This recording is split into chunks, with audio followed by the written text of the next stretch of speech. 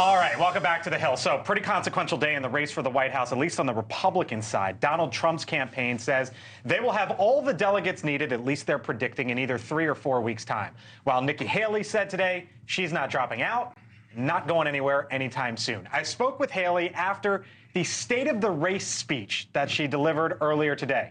Here's the second part of our interview. I haven't thought about who it would be for vice president. What I can tell you is the focus wouldn't be on race. It wouldn't be on gender. It wouldn't be on a certain state. It would be who would be the strongest partner to me, because the next 8 years are going to be tough, whether it's the economy, whether it's getting our kids reading again, whether it's securing this border once and for all, whether it's bringing law and order back to our cities, or whether it's preventing war. And so I'll want the strongest possible partner that I can have. And so we'll see when the time comes. Got a few quick ones here for you, if you don't mind. There's truckers that are threatening to boycott New York and New York City because of the $355 million judgment against Donald Trump. Should they? Would you support a boycott of that nature?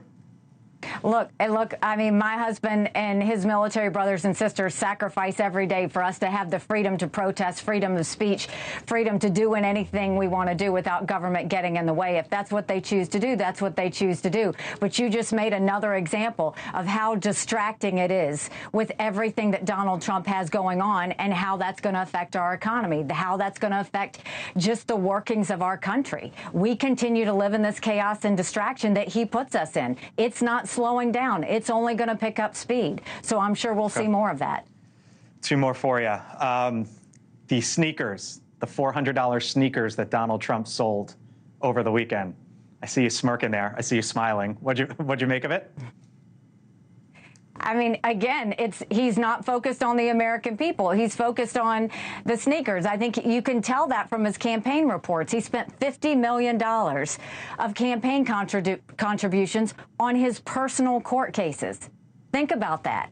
I mean, look at where all his attention is going. Look at his tweets. Look at the gold shoes. Look at the campaign contributions. Everything is about his court cases.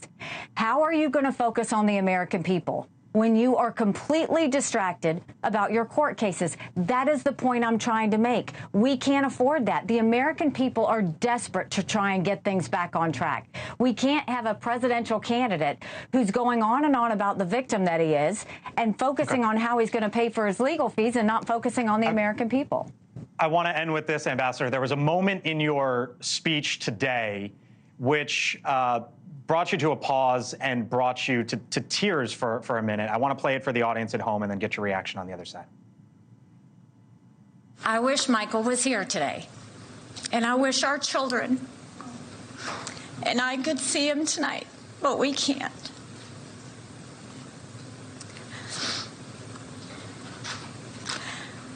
He's serving on the other side of the world, where conflict is the norm. Donald Trump questioned where your husband was the other day, and I wonder what was going through your mind at that moment.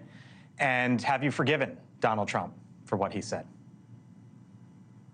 Well, look, I mean, Michael and I don't take these things personally. When you're in politics, you have to, get used to anything. But I will say, if you mock one member of the military, you mock every member of the military. These men and women don't go and sacrifice their lives for the fun of it. They do it because they believe in something bigger than themselves. They do it because they still believe in this amazing experiment that is America.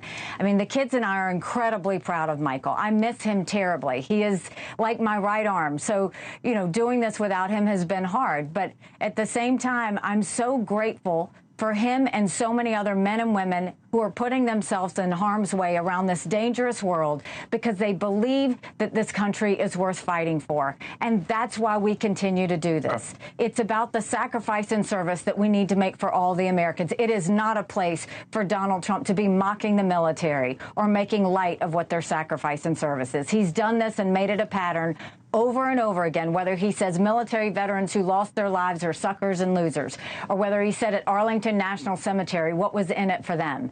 If you don't get why they do this, it says more about him than it'll ever say about us. Okay. Ambassador Nikki Haley, we got to leave it there. Again, we thank you for the time, and we hope you come on back here on the Hill. Appreciate it. Thanks so much. Thank you for watching, and make sure you go to joinnn.com to find NewsNation on your television provider. And don't forget to click the red subscribe button below to get more of NewsNation's fact-driven, unbiased coverage.